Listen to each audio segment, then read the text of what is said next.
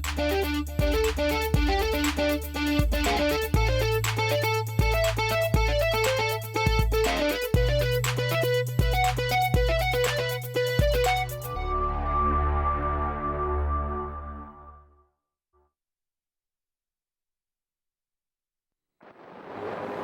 of Earth, we come in peace. Welcome to this neighborhood, neighbor. I am the Martian ambassador. Des Moines and all of Central Iowa, welcome to Max World Live.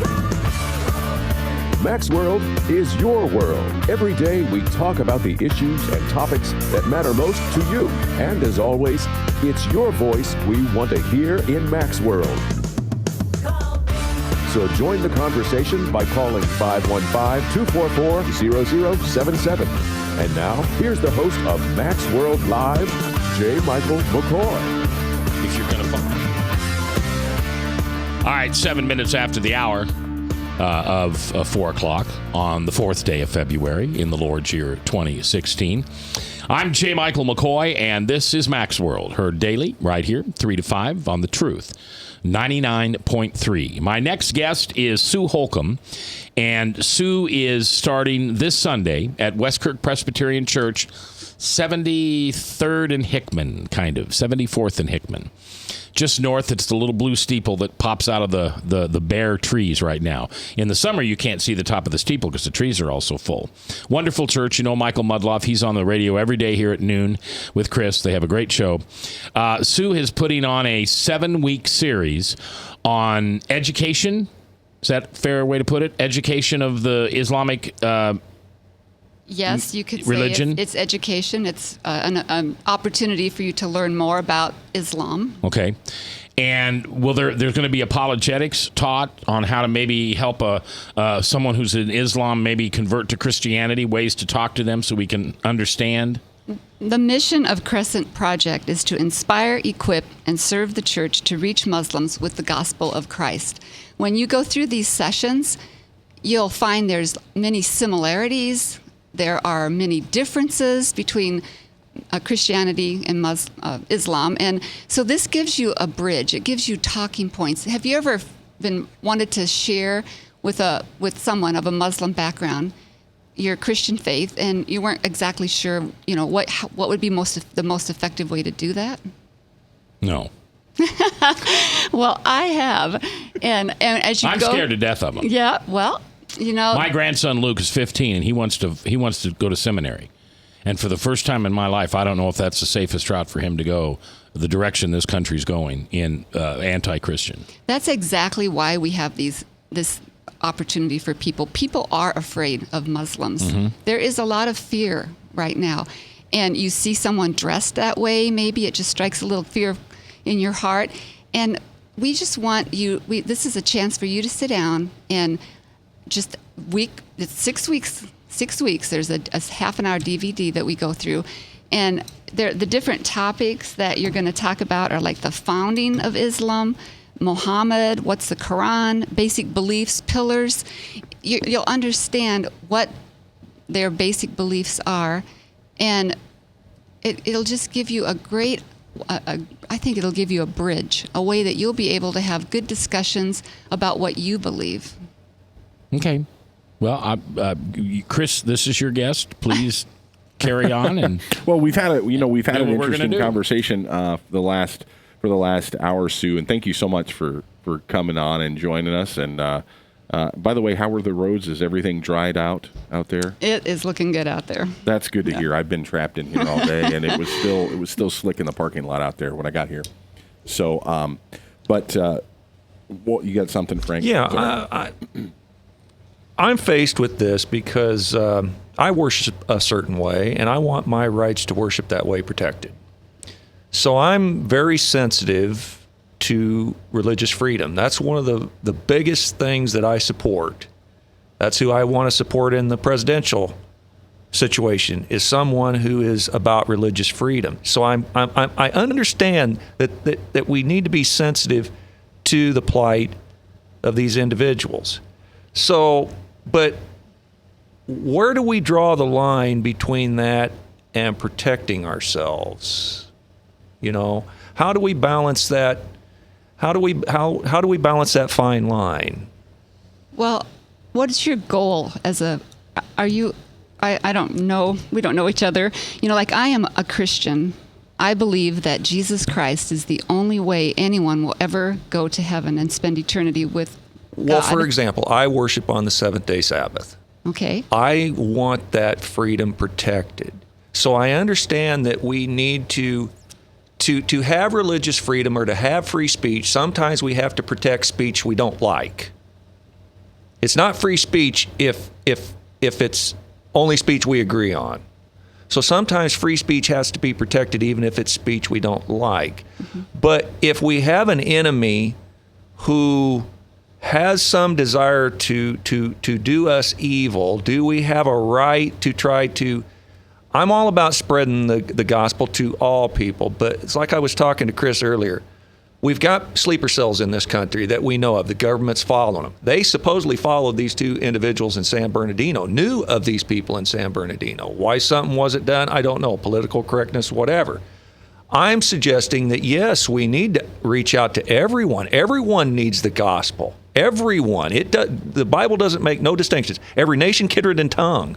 Right. Then shall the end come. But what I'm saying is we have to protect the sovereignty of our country plus evangelize to others. We can't give up rule of our country. And if we allow too many people in here, we've got Sharia law competing with our Constitution, et cetera. So there's a whole set of problems that's colliding. So I'm asking what that fine line is between loving your brother and still protection of our country and our laws, our sovereignty, et cetera. The goal of these sessions, these people are already here. We're not bringing someone new into Des Moines, Iowa. There are so many Muslims already living right here in Des Moines. And, I have some really great friends, and we sit down and we have conversations. They had preconceived ideas about what Christians were like before they came here, and they have found those weren't true. And, many people have preconceived ideas about Muslims before they get to know them. I just think that God has brought these people here, and they are already here. It's just an amazing opportunity. I just see this as an opportunity for us to speak truth into the hearts of people who have never heard it before. And then the other quick thing I would mention is just the fact that... No, go ahead. Oh. But then you're done. Okay. Well, sorry. Are you done? Yes. Okay. Go ahead. We want to hear your program. So kind of to Sue's point, and we were talking about this a little bit off the air, there are a variety of issues when people in the United States think about Islam, they think about the Muslim neighbors, and they think about these things. We had what happened in France not too long ago. We had San Bernardino. All these things that are going on in our country that, as you pointed out, Sue, and I've pointed out on this show several times, our fear level goes up. We begin to become more afraid. We begin to distance ourselves from people we don't understand. Right. We create new walls of ignorance. We create these things. I shared a story a couple of days ago. In fact, I've shared it a couple of times. I was visiting some friends in the Twin Cities in Minnesota, and there's a Starbucks near the Children's Hospital there on campus where a lot of Muslim folks hang out. And I thought to myself, I need to get a cup of coffee. And I look across the street, and there's all these Muslims in front of the Starbucks. And I said, well, I guess I don't want a cup of coffee that bad. And I realized at that moment that I, too, was participating in this sense of fear, not of bigotry, but an uncomfortableness with someone who, at the end of the day, needs to hear the gospel. Mm-hmm. And I think there are two issues here. There are a lot of issues. The political side of things, how do we protect our country, the sovereignty of a nation, so on and so forth. That's a different issue. But, Sue, what I'm so excited about with this Crescent Project 7-week series is I don't understand Islam. I don't understand the Islamic faith. What do you see as one of the biggest challenges that Christians face when they attempt to share the gospel with their neighbors that are Muslims? Well, we found that they have so many misconceptions about what we believe, about like Mary, about Jesus, the whole Trinity. It's just, it's really great to sit down and listen to these DVDs, hear Fuad share, what he believes. There's things like, like the Injil is one of their books, one of the holy books, which is the New Testament. And I didn't realize that. They think it's they'll say it's been corrupted, but most Muslims, it is one of the holy books. And if you can say, well, have you ever read the Injil?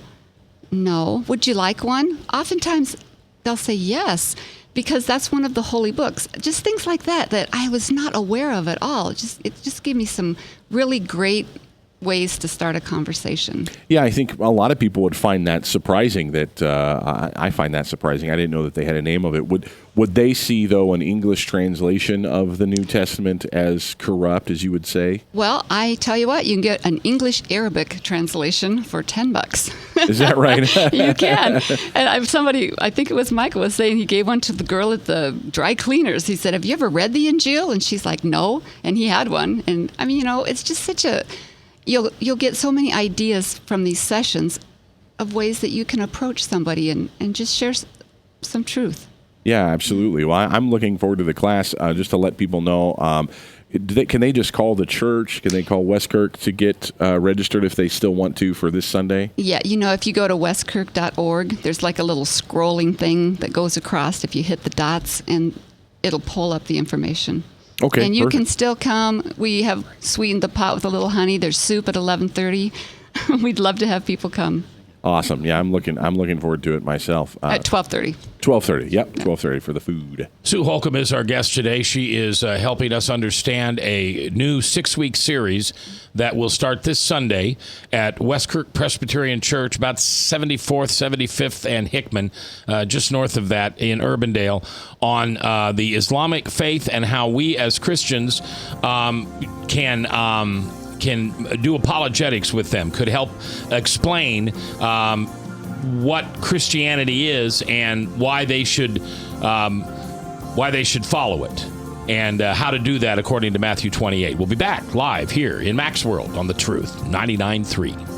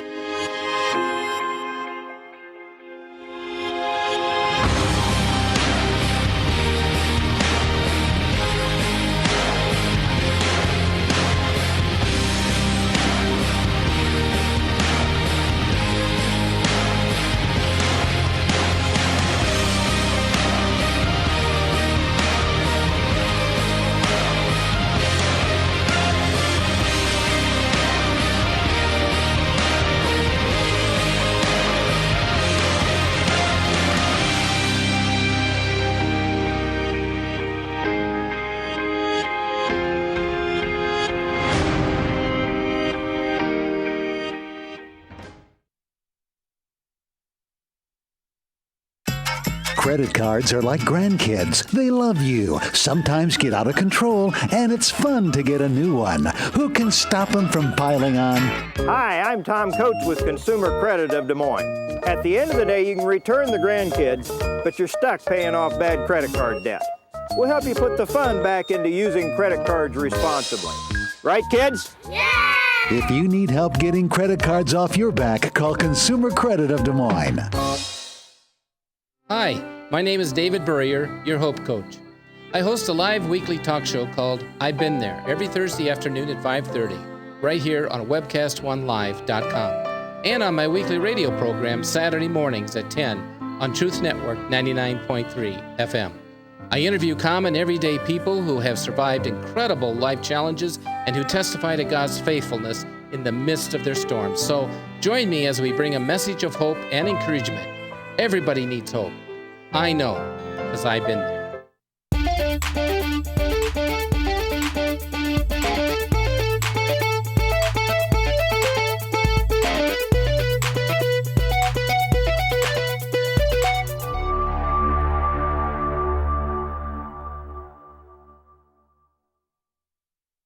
Rockton Prevention is celebrating 25 years of creating a caring community. We want to say thank you to the tens of thousands of Rock High School mentors that have carried our message of health, love, and encouragement to over 1.5 million children, teachers, and parents. Our mentors teach children methods and skills to prevent bullying and drug use. Thank you to all the school administrators, teachers, and counselors for the opportunity to serve you. Rock on, fair citizens, rock on! This is Pat McManus for Rockton Prevention, the Richard O. Jacobson Foundation, and this station. From the RE/MAX Real Estate Concept Studios, this is Webcast One Live.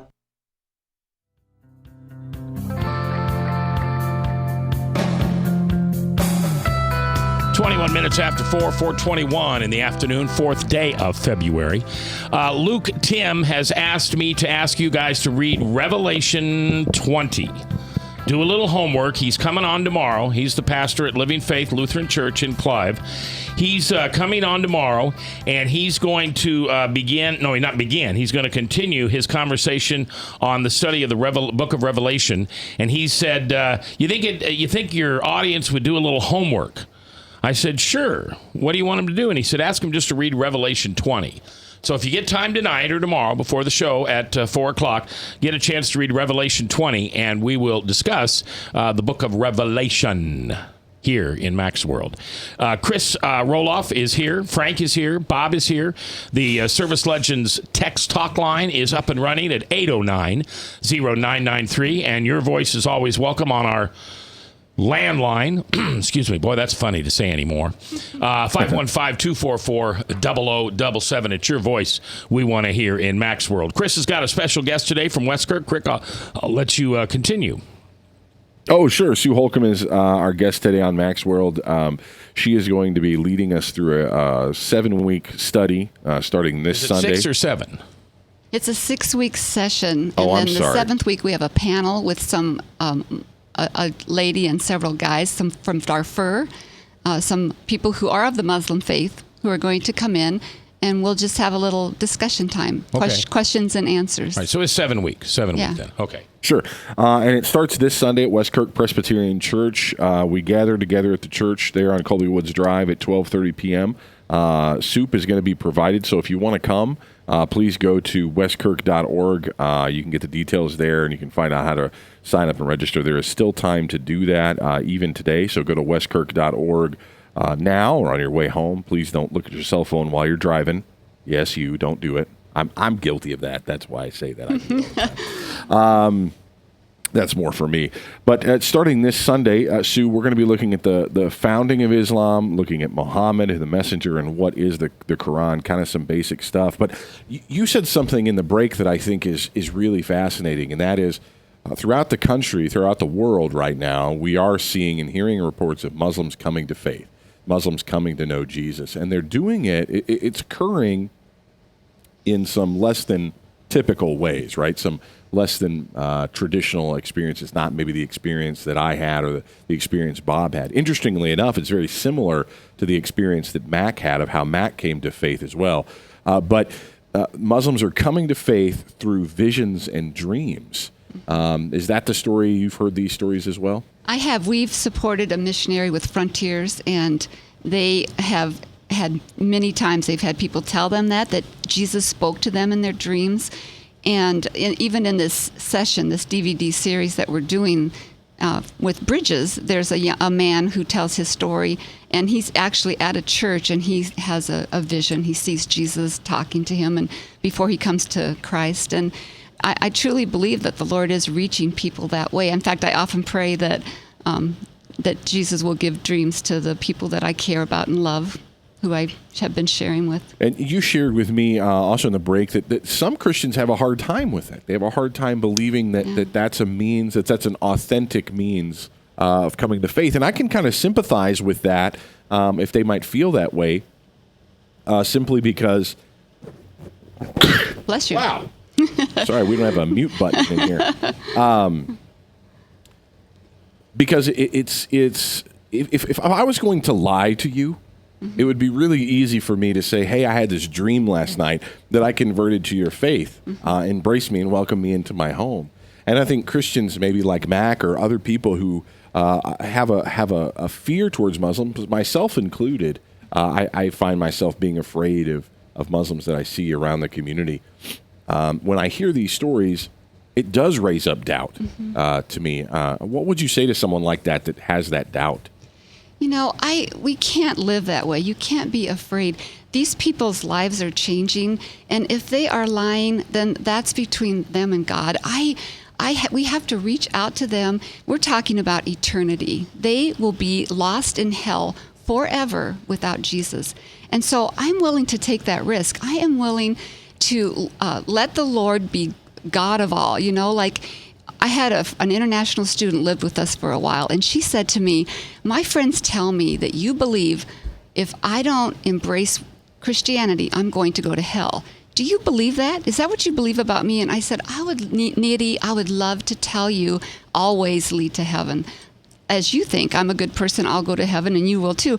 But that is not what the Bible says. It says there is only one way. And that's harsh. That's hard to say. But if you care about someone and you believe that, are you willing to risk them, not liking you or being mad at you, if there's a chance that the Holy Spirit will be able to touch them and they're going to spend eternity with the Lord instead of separated from Him? What do you think? We talked about this earlier on the program. Sue Holcomb is our guest here on Max World Live on 99.3 FM. And we talked about this earlier, that fear, though, is becoming a very real hindrance for us to share the gospel. What's gonna tear down that wall of fear in the mind, in the hearts, in the emotions of a Christian that thinks, yeah, I know I probably should, and I'd really like them to hear the gospel, but I want someone else to tell them because I can't, because I'm afraid of a Muslim. How do we break down that wall, do you think? I think it really is just being willing to let the Lord give you the love for the people, to give you the strength to do that. Because in our own, it's messy. Getting to know people is messy. And when you reach out to someone, especially from another culture, it takes a lot of time. And I don't think people want to spend the time. But, what we've talked about, our commandment to love our neighbor as ourselves, you just have to decide, is this for real? Am I really going to do this? Or am I just going to say it's a nice thing to believe in? It's what are you going to give your life to? Yeah. Bob, you got a comment? Yeah, I was just wondering, as far as the logistics of all of this, is this something where if a Muslim comes into a Christian church, or is this a program where you go out and find people to witness to? I'm just curious as to how it all works. I think it's difficult to say, come to my church. We've had some of our Muslim friends visit because they're friends of our family and they kind of wanted to hear Brandon preach. But I feel like this is more where you develop a relationship with someone. They see your life. They find out what kind of a person you are. Mm-hmm. And your very life is kind of your testimony of what a Christian is. And how does that happen? Because I know I don't have any contacts with Muslim people or friends. Well, I don't, but I'm just curious. You want me to introduce yourself? For us, it just means being there for them, helping them. There's so many needs when somebody comes to this country. There are so many things for them that they have to learn how to do. There's just an opportunity to befriend them. A lot of times, like for the women, the English, their skills are weak in English. And it's not like, okay, it's like a trick. We've got to trick these people into becoming Christians. I believe this is the best thing in the world that could happen to them. The only way they're going to have true joy and peace in their lives. And so that's what motivates me. I want to be their friend. I want to help them find what God created them to find. Right. Well, I see the Bible as saying, and Jesus said that He will build His church. So if He's going to do it, we just have to be vessels that are open to those that He draws in, to be there to give them information on or disciple the Muslims. Is that kind of what we're talking about? To a degree, excuse me, Sue. I would say, to think about this, because you started saying that, Bob, and I can imagine this picture, and the listener can imagine this too. You're sitting in church. Church has ended. You're chatting with your friends, and in walks someone who's clearly a Muslim, with their wife, and she's covered, and it's very obvious that this is a Muslim couple that's walked into church. How do you feel? How do you react at that moment?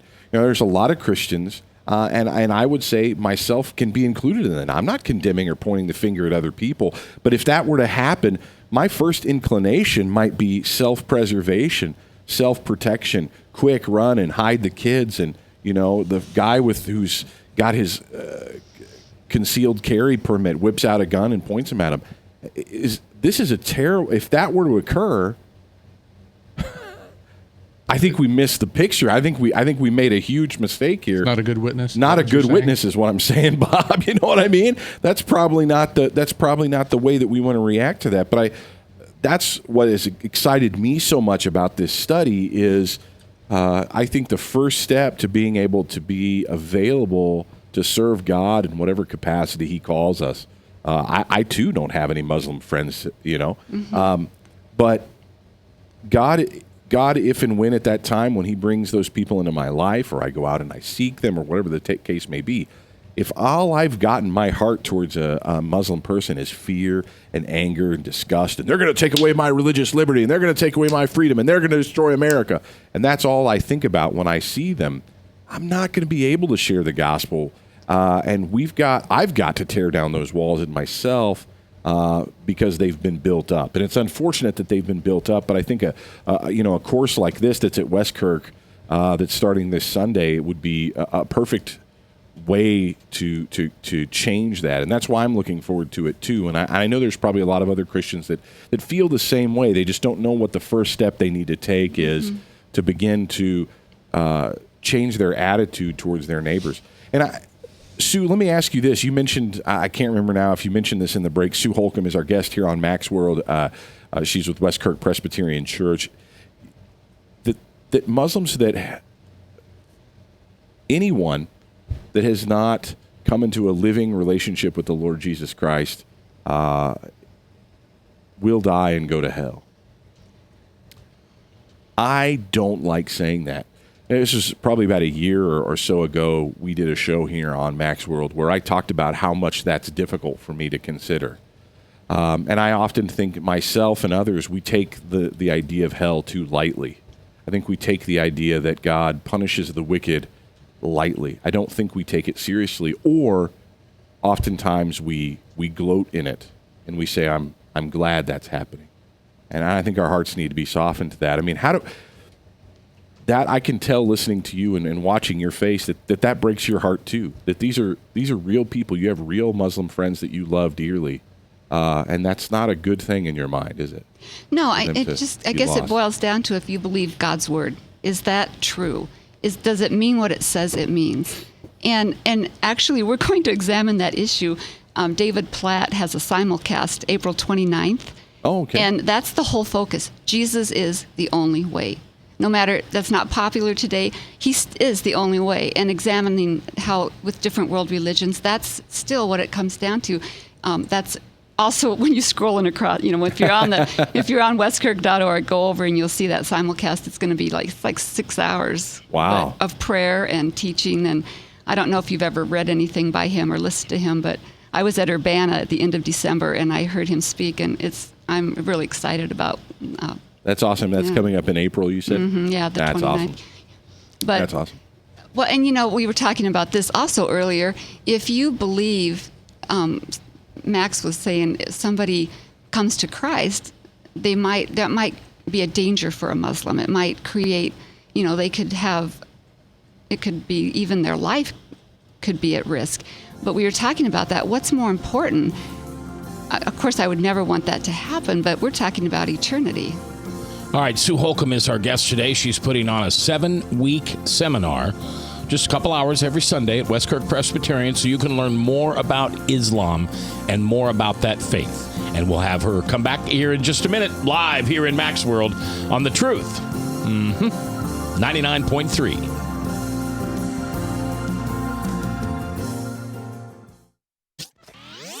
From the RE/MAX Real Estate Concept Studios, this is Webcast One Live. I'm Brian Leach, owner of Service Legends, and my position is Chief Talent Officer. I'm Nicholas Wonderscheid. I am Bernie Hobbs. And I'm the service manager. Marketing director and client relations manager.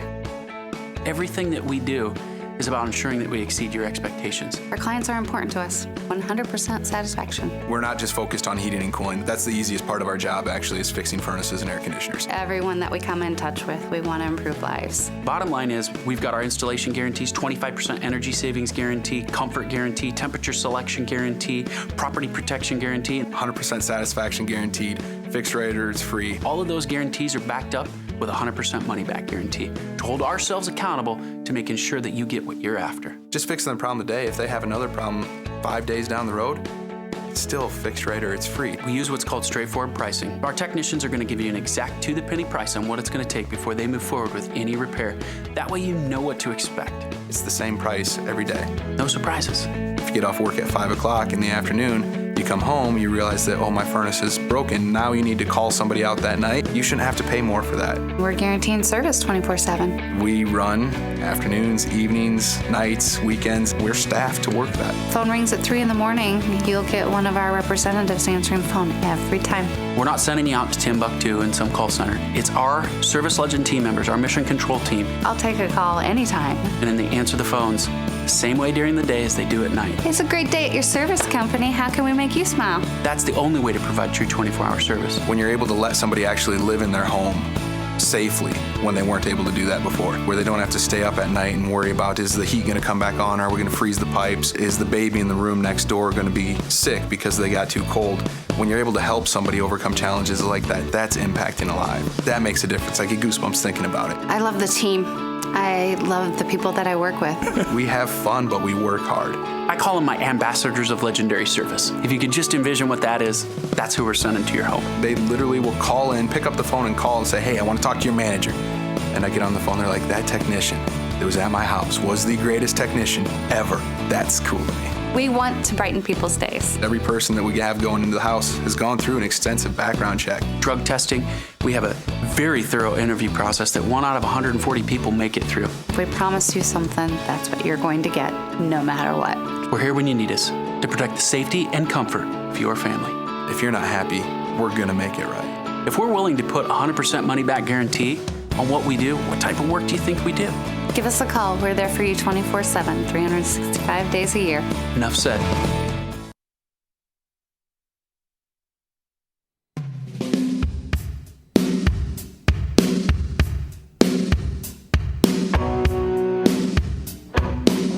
.38, 22 minutes before the top of the hour, 4th day of February in the Lord's year 2016. I'm J. Michael McCoy.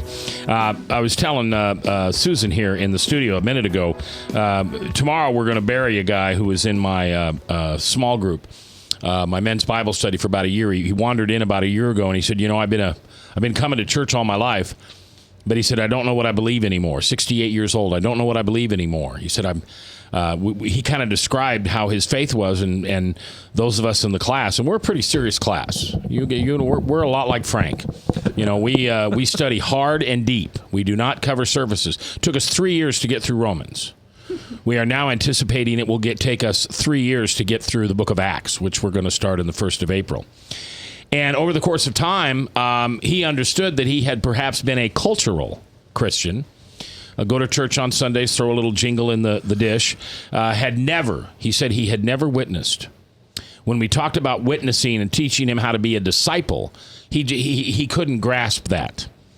Over the course of the last year, he gained a personal relationship with Jesus, not a religion. He wasn't religious anymore. He had a personal relationship with our Lord and Savior. That gentleman's name was Rich Karstensen. And if you know that name, it's because he was the gentleman that was killed outside of St. Francis Assisi Monday after the caucuses as he was crossing the street. It'll be a sad day tomorrow for his wife, Linda, and his 2 daughters. But hopefully we're all happy and joyful because, Rich, you're doing what I can't wait to do. You're sitting in the arms of your Father, your Papa, your Jesus, and you know now that it's real. It's real. And what Susan's talking about doing here today is reaching out into a very difficult area, more difficult than atheist or agnostics or Catholic. or Mormon. We're reaching out to a religion who wants to kill us. And they're doing that all over the globe. It's not something we believe in because we read it. It's something we turn on our TV and we see it every single day. Those people in the Islamic religion will tell you that's only 10% of us. 300 million Muslims in the world. 10% is 30 million. That's 10 Iowas. So what Susan is proposing, and I would like you to consider doing this if this is of interest to you, is go to one of these classes. They're 7 weeks long. Westkirk Presbyterian, hot lunch, 30-minute DVD, then discussion on all the different areas of Islam. So you can understand and maybe learn some apologetics. Maybe learn how you, too, can sit in front of someone who for all their life has believed one way when you know that Jesus is the only way. Chris is a member of Westkirk Presbyterian Church, and so he's kind of helping Susan along with this interview, and I'll turn it back over to you, Chris. Hey, Mac, I really appreciate you sharing that story about Rich, and I know that's had a big impact on your life, and it's really cool that that happened. How many years ago was that Rich came in, you said? About a year. It was only a year. And I'll never forget the day he walked in because he kind of had that old man shuffle. Yeah. And the reason I recognized it is I'm starting to do it myself. A little bent over, and he kind of shuffled in the room, and he said, "Is Max here? Max here?" And I said, "Well, I'm Mac. This is your Bible study." I said, "No, it's Jesus' Bible study, but he lets me run it." "Okay, well, Pastor Mike said I should come sit in on your Bible study." "Okay, well, come on in and sit." So he was silent the rest of the day. And so after we were done, I went up to him and I said, "So what'd you think?" And he looked at me and his eyes are all watery and red. And he said, "I think I need to come back." And so he came every Wednesday or almost every Wednesday until this past Monday. But it's a great story. Yeah. Somehow God used my little group of misfits, and we're a ragged bunch of guys. I've got a guy that probably makes as much money, but he could buy and sell this entire mall in one day and probably not dent his pocketbook, to guys that come in with scarves on and chewing tobacco and smoking on what are those things called, the vapors. I mean, we're all from everywhere, but we all go deep, and we all love Jesus, and we disagree a lot. And this guy found solace and eventually a relationship with Jesus inside this group of guys. And tomorrow, we're going to be sitting in that funeral, all sitting in the same pew, trying to stop crying because I don't know why. I even want to cry because I'm so happy for him. But anyway, just one of those things that Jesus teaches us from time to time. And that's what you're trying to do, and I honor that. I worry. I sometimes when I hear you talk, I hear Pocahontas telling her fellow Indians, "These settlers are fine. They won't hurt us. This is still our land. Our God will protect us." Yeah. It's a risk. It is a risk. But anyway, continue talking to us about what these 7 series is, or these 6 series are like, plus then the ending. It's a beautiful analogy, though, that you bring up Pocahontas, because I think that's really fascinating, because quite the major difference between Pocahontas and Sue is that, Sue, your God is real, and he's alive, and he's doing real things. He's alive and active in the world. The world tried to kill your God, Sue, and he didn't stay dead. He rose from the dead, didn't he? And that's the cool thing, the difference between Pocahontas, Native American lady who thought that her God would defend her. She was wrong, So I think that's an exciting thing. We want to be encouraged. We want our faith to be built up so that we do have courage and strength. I think we talked about this right before we went to the break, but about someone walking in that was much like Rich, but instead of it being just a nice little neighborhood old guy, that maybe it was a Muslim. But you said something, Sue, is that in the break, Muslims in America have a preconceived notion about us. They have a preconceived notion about Christians. Mm-hmm. They're a little afraid of us. Then why are they coming here? They think we hate them, right? I mean, they don't walk into our churches like that because they think they understand us, right?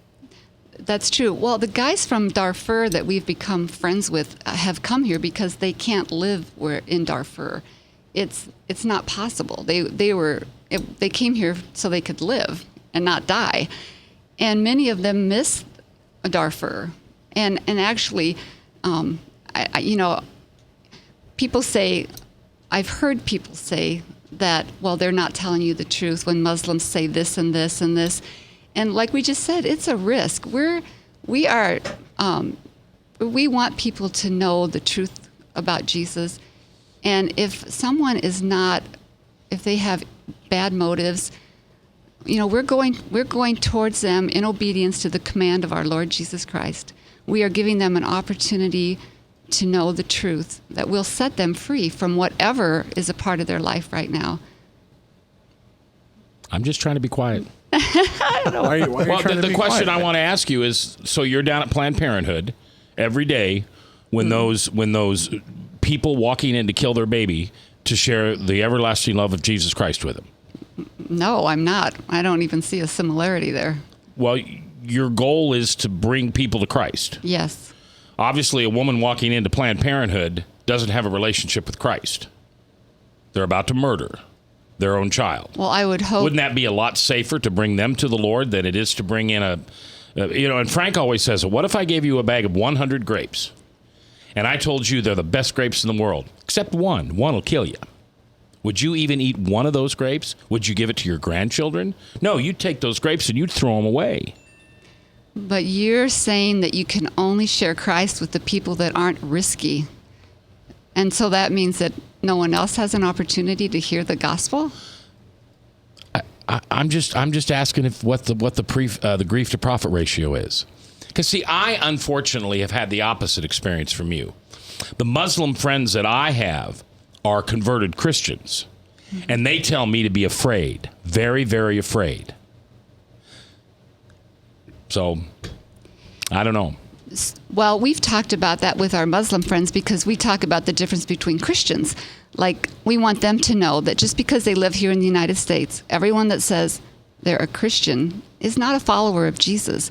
And they've come to understand that. And they'll say that to us. Just everybody that says they're Muslim, they're different. They don't agree with ISIS. They don't like what they're doing. Yeah. So you can't put everyone that is of the Muslim faith in the same category. It's just like everyone that says they're a Christian. I get it. I'm just not willing to eat the whole bag of grapes to find the one. Well, then the people that you're not willing to take a risk with are going to go straight to hell. Well, or you can take care of them. We're coming back live here on The Truth.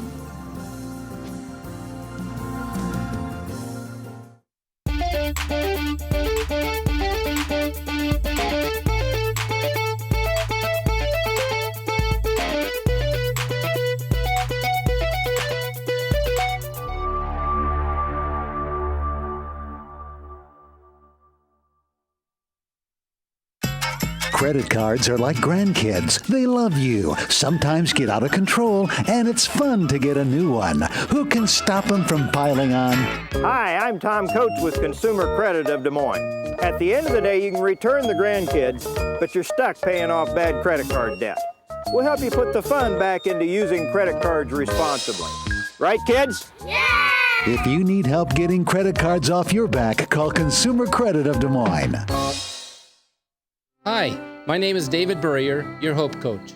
I host a live weekly talk show called I've Been There every Thursday afternoon at 5:30, right here on webcast1live.com, and on my weekly radio program Saturday mornings at 10 on Truth Network 99.3 FM.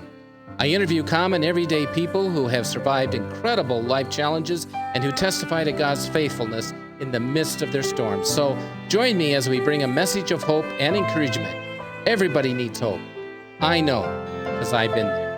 Rockton Prevention is celebrating 25 years of creating a caring community. We want to say thank you to the tens of thousands of Rock High School mentors that have carried our message of health, love, and encouragement to over 1.5 million children, teachers, and parents. Our mentors teach children methods and skills to prevent bullying and drug use. Thank you to all the school administrators, teachers, and counselors for their opportunity to serve you. Rock on, fair citizens. Rock on. This is Pat McManus for Rockton Prevention, the Richard O. Jacobson Foundation, and this station. From the RE/MAX Real Estate Concept Studios, this is Webcast One Live. 10 minutes before the top of the hour, 4:50 on the 4th day of February in the Lord's year 2016.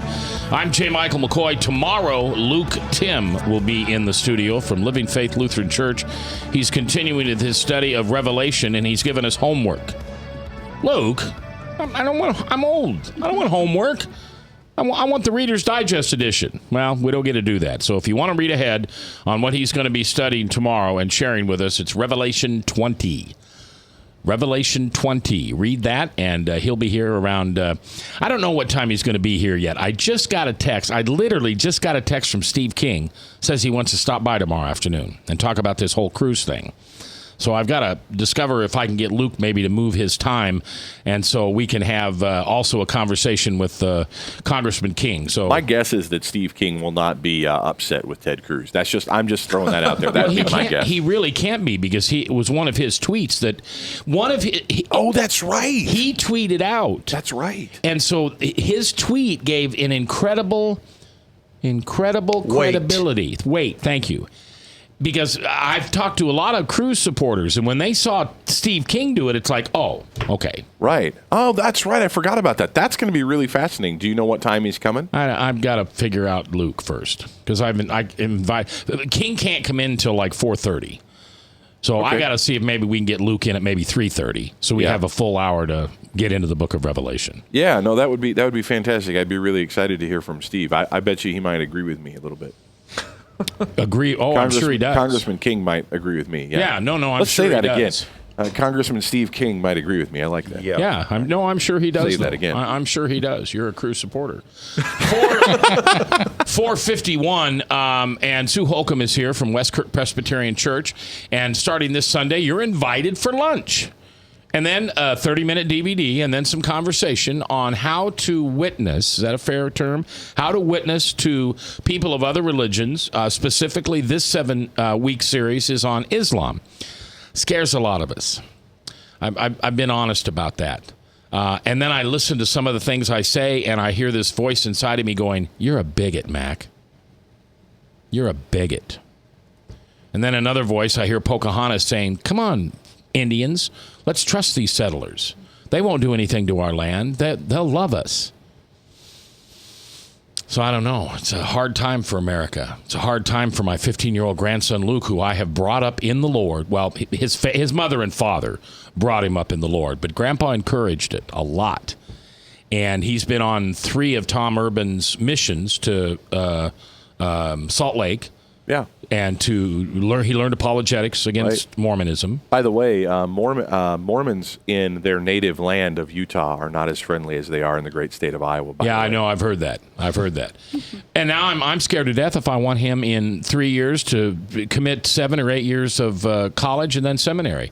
I'm not so sure that he'll be the guy that won't have the target on his back. You know, Mac, a lot of I appreciate that you bring that up, because Sue, you are brave, and we are brave. We should be brave as we go out and share the gospel. And many parents deal with this. Many parents deal with this when their children get excited about the Lord. They want to follow hard after God. They want to go to these countries, and parents get scared. They love their kids, and you're right to be concerned and care for their life. I don't think there's anything wrong with that. Well, and I'll give you an example. And you're from Texas, so I doubt if you'll agree with this. But I can remember about 30 years ago, there was a very loud screech in this country from white people saying, "Why do we have to have things in Spanish? Why do you push 1 for American or English and 2 for Spanish? Why do we have to go to the Department of Transportation in America to get an American driver's license and have them speak Spanish? Why? Everybody else assimilated to American ways. The Spanish did not. The Latino did not. And now we have a divided country in a a language barrier between Latinos in their 2nd and 3rd generation to say, I don't need to speak English. I can continue with my native language, because you, America, you have to serve me. You have to Latinoize America. I think What if Islam and Muslims want us to do that? They're doing it at the University of Iowa. The Jesus's chapel at the University of Iowa was not good enough for the Muslim students. Now the University of Iowa is having 2 classrooms stripped so they can come in and do their prayers 5 times a day. Why couldn't they use our chapel? Because they were offended by our cross. And we wouldn't take the cross down. Your article said why they couldn't use that, because the chapel has fixed seating in it and has chairs in it, and they can't. So let's take up the fixed seating and just put regular chairs in there, and then they can move the chairs. And why? I'll tell you why. Because we're afraid. It's called white guilt.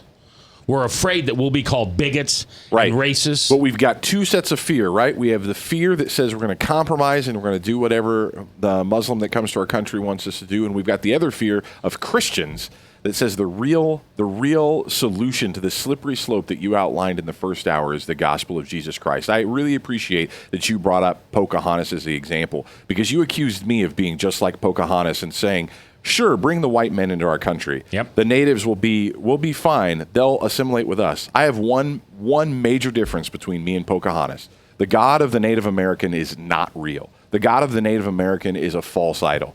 My God is living and active, and he can save anybody, and he can protect me every second of every day. He's gotten me this far. So why doesn't he? And he does. He didn't save Rich on Monday night. People die, Mac. Everyone's going to die. Are you going to now when somebody dies at the hands of a terrorist, you're going to say, well, people die. People die. In this country, we should have stuck with prohibition. Mm-hmm. I've been sober for 2,097 days, and I put my family through hell for 16 years because alcohol was legal to not only consume, but abuse. In fact, we can watch it on television, how much fun abusing alcohol is. What if we eliminated alcohol from this country?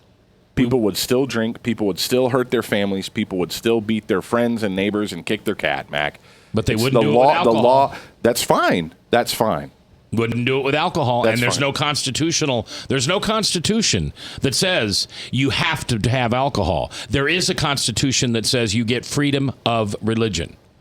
Right? Unless you're a Muslim, right? Unless you're a Muslim. Well, unless your religion wants to kill us. Unless you're a Muslim, right? Do Islamic people kill Christians? Do Christians kill people that don't agree with them? Not because of their religion. It's happened before, Matt. No. Come on. You don't get to do the straw and say, well, there was this one guy in Colorado who claimed he was a Christian that shot up a Planned Parenthood. Let me tell you about that guy in Colorado. He was no Christian. That's not my. That wouldn't. He be was my no example. Christian. That wouldn't be my example. But I think we're still missing the point, though. If we can't understand that not all Muslims, Sue, as you pointed out, not all Muslims are the same. Not all Muslims agree this way. Think of tonight, Mac. Think of Timur. He sat in the same chair that Sue is sitting in now. Timur is going to his country, the same country that he was born and raised in, which is a predominantly Muslim country. And he's going to go there and he's going to share the gospel with those people. Those people don't kill Christians. Those people don't kill their neighbors. But in that place, the religion isn't free. You're not allowed to openly express your religion. The only religion you're allowed to publicly express there is Islam. So he's going up against not terrorists, not people that are going to kill him, just Muslims, and he's going to share the gospel. So consider him. Consider the fact that there are other Muslims out there that don't just want to kill us. Right. All right, tonight, go home and whoever you haven't forgiven in your life, forgive them. Because as the good book teaches, as you forgive, you shall be forgiven. I'll see you at church.